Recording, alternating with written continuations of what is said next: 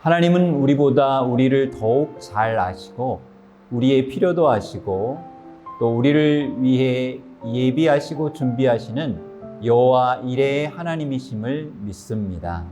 오늘도 주님께서 우리를 위해 준비하시고 베풀어 주시는 그 은혜의 선물을 기대하며 나아가는 한날이 되기를 기도합니다. 우리 이제 말씀을 읽도록 하겠습니다. 오늘의 말씀은 피난처가 되시는 주님, 민수기 35장 9절에서 21절까지입니다.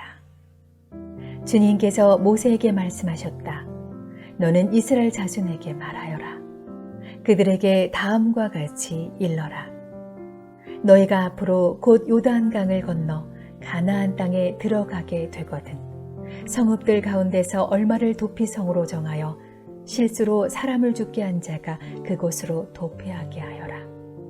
그 성읍들을 복수자를 피하는 도피처로 삼아서 사람을 죽게 한 자가 회중 앞에서 재판을 받기 전에 죽는 일이 없도록 하여야 한다. 너희가 레위 사람에게 줄 성읍들 가운데서 이들 6 성읍을 너희의 도피성으로 삼아라. 그 가운데 세 성읍은 요단강 동쪽에 두고 나머지 세 성읍은 가나안 땅에 두어 도피성이 되게 하여라. 이들 6 성읍은 이스라엘 자손은 물론이려니와 외국인이나 너희와 함께 사는 본토인이면 누구든지 실수로 사람을 죽게 한 자가 도피하는 곳이 될 것이다. 만일 쇠붙이 같은 것으로 사람을 쳐서 죽게 하였으면 그는 살인자이다. 그러한 살인자는 반드시 죽여야 한다. 사람을 죽일 만한 돌을 들고 있다가 그것으로 사람을 쳐서 죽게 하였으면 그는 살인자이다.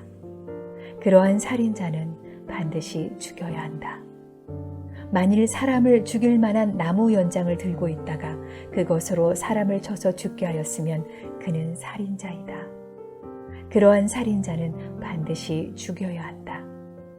이러한 경우에 그 살인자를 죽일 사람은 피해자의 피를 보복할 친족이다. 그는 그 살인자를 만나는 대로 죽일 수 있다. 미워하기 때문에 밀쳐서 죽게 하거나 몰래 숨어 있다가 무엇을 던져서 죽게 하거나 원한이 있어서 주먹으로 쳐서 사람을 죽게 하였으면 그는 살인자이다. 그러한 살인자는 반드시 죽여야 한다. 피를 보복할 친족은 어디서 그를 만나든지 그를 죽일 수 있다. 오늘 말씀을 통해 우리의 필요를 아시고 준비하시는 하나님을 보게 됩니다. 하나님은 정말로 우리에게 필요한 것이 무엇인지를 아시고 미리 준비하신다는 것을 깨닫게 됩니다. 하나님은 이스라엘 백성들이 가나안 땅에 들어가거든 도피성을 마련하라고 명하고 계십니다. 6개의 도피성을 마련하려고 말씀하시는 것입니다. 요단 동편과 서편에 만들고 그리고 길을 잘 닦아서 살인자가 빨리 그리로 피하도록 말씀하고 계십니다. 지금 가나안 땅에 들어가지도 않았습니다. 그리고 지금 누가 살인한 것도 아닙니다. 그런데 하나님께서는 도피성에 대한 준비를 미리 말씀하고 계십니다. 도대체 도피성이 이스라엘 백성들에게 얼마나 중요한 것이기에 이렇게 준비시키는 것일까요? 하나님이 그리는 가나안 땅은 물질적인 풍요와 부요만으로 이루어질 수 없다는 것을 하나님께서는 너무나 잘 알고 계셨기 때문입니다. 문제는 사람이고 사람과의 관계라는 것을 하나님은 너무나 잘 알고 계셨습니다. 서로 함께 살아갈 때 반드시 상처와 갈등 그리고 미움과 또 싸움이 발생하리라는 것을 하나님께서는 예견하신 것이지요. 그래서 11절에 보면 하나님을 위해서가 아니라 너희를 위하여 이 도피성을 준비할 것을 말씀하신 것입니다. 우리 인간의 삶 속에 평화와 화목을 깨뜨리는 갈등과 상처와 미움과 원한 때문에 도피성이 꼭 필요하다는 것을 말씀하신 것입니다. 우리가 갈등 없이 살아갈 수 있다면 얼마나 좋을까요? 근데 그럴 수 없습니다. 상처받지 않고 살아갈 수 있는 사람이 있을까요? 없습니다. 그런 의미에서 하나님이 마련하신 영원한 도피성은 무엇일까요? 바로 예수 그리스도의 십자가가 아닐까요? 예수님이 우리를 위해, 우리 죄를 위해 죽어주신 십자가, 그 영원한 십자가가 우리의 도피성이라는 것을 고백할 수밖에 없습니다. 우리가 상처받았을 때 용서할 근거와 용기를 어디서 얻게 되나요? 나를 용서해 주신 그 사랑의 십자가, 그것이 용서의 토대가 되는 것입니다. 우리가 누군가에게 죄를 지었을 때 용서를 구할 근거와 토대가 어디에서 얻게 되나요? 나의 잘못을 용서해 주시는 십자가의 그 사랑이 우리가 또한 용서를 구할 수 있는 그 토대가 된다는 것을 고백할 수밖에 없습니다.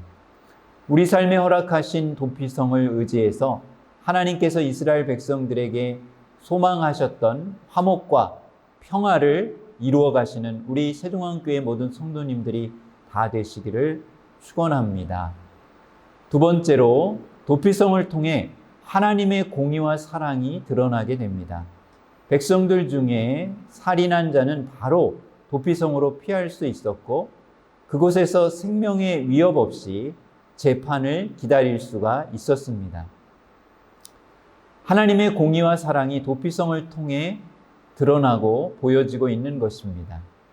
살인한 자들은 고의로 살인을 했는지 또는 부지 중에 발생한 살인인지를 판단받아야 했습니다.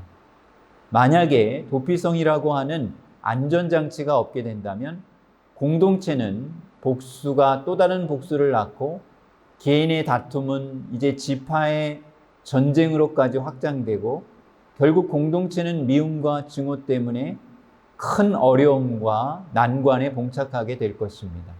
그래서 합당한 재판을 받기까지 살인자가 기다릴 수 있는 도피성을 통해 하나님의 공의가 실현되고 공동체가 치유되고 회복될 수 있는 기회를 갖게 된 것입니다.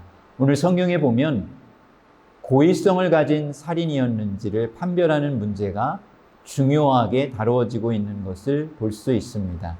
16절에 보니까 철연장을 사용해서 죽였다면 죽이기 위한 강한 도구를 사용했기 때문에 다분히 죽이려는 의도가 강했기에 고의적 살인이라고 말합니다. 17절과 18절에서는 돌을 들어 사용한 경우도 그렇고 또 나무 연장으로 친 경우도 마찬가지라고 말합니다. 연장과 도구를 사용할 때 그 고의성이 분명하다는 것이지요. 20절에는 그 사건과 함께 동기도 매우 중요하다는 것을 말하고 있습니다. 20절에는 미워하는 까닭에라고 말함으로써 미움이 가득했다면 고의적 살인의 동기가 된다고 하는 것입니다. 21절에는 악의를 가지고라고 말합니다. 어떤 동기를 가지고 살인이 일어났느냐에 따라서 살인의 고의성과 계획성, 의도성을 파악할 수 있게 되고 또 이것이 재판의 중요한 참고 자료가 된다는 것을 알 수 있습니다. 이런 판단과 분별이 중요한 이유는 하나님의 공의와 사랑이 드러나고 공동체가 하나님의 은혜로 치유되고 회복되기 위해서는 이러한 것을 파악하는 것이 중요하다는 것을 알 수 있습니다. 지금도 우리는 우리의 도피성 되신 예수 그리스도의 십자가를 통해 하나님의 공의와 사랑을 경험하게 됩니다. 우리의 죄를 위해 모든 심판을 받으신 그 공의와 우리를 위해 죽어주신 그 사랑을 경험하며 치유와 회복이 일어나게 되는 것이지요. 예수 그리스도의 십자가를 통해 이 하나님의 치유와 회복이 우리 성도님들의 삶 속에 충만하게 임하시기를 축원합니다. 이제 다 함께 기도하도록 하겠습니다. 하나님, 우리에게 영원한 도피성 되신 예수 그리스도의 십자가를 준비하여 주심에 감사드립니다. 십자가를 통해 하나님께서 공의와 사랑으로 붙드심을 믿습니다.